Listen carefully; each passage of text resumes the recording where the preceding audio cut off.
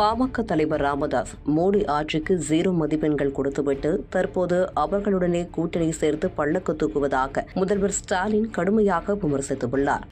நம்ம நாட்டை மத, இன, சாதி, மொழி அடிப்படையில் பிளவுபடுத்தி இடஒதுக்கீட்டை ரத்து பண்ண 10 ஆண்டு கால ஆட்சியில் எல்லாத்தையும் செஞ்சது மோடி அரசு. தமிழ்நாட்டுக்கு ஒரு சிறப்பு திட்டத்தை கூட கொடுக்காம வஞ்சித்தது மோடி அரசு. சாதிவாரி கணக்கு கூடாதுன்னு சொல்ற கட்சி பாஜக. அந்த கட்சிக்கு பல்லக்கு தூக்குறது யாரு?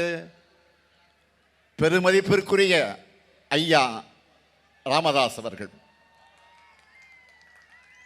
தன்னுடைய உயிர்னு அவர் சொல்லிக்கிற சமூக நீதி கொள்கைக்கு பரம எதிரியான பாஜகவோட கூட்டணி வச்சு அவர்கள் வேட்பாளர்களையும் பிரதமர் மோடியையும் அமித்ஷாவையும் போற்றி புகழ்கிறார. சில நாட்களுக்கு முன்பு வர என்ன சொன்னார்? மோடி ஆட்சிக்கு எவ்வளவு மதிப்பெண் கொடுப்பீங்கன்னு ஒரு பேட்டியில் ஒரு நிருபர் கேட்கிறார்.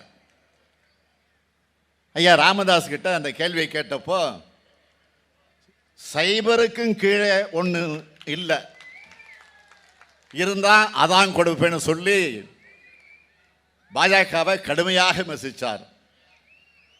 இப்போ அவங்களோட கூட்டணி வச்சிருக்கிறார். இந்த சந்தர்ப்பவாத கூட்டணி ரகசியம் அவருக்கு மட்டும்தான் தெரியும்னு நினைக்கிறாரு.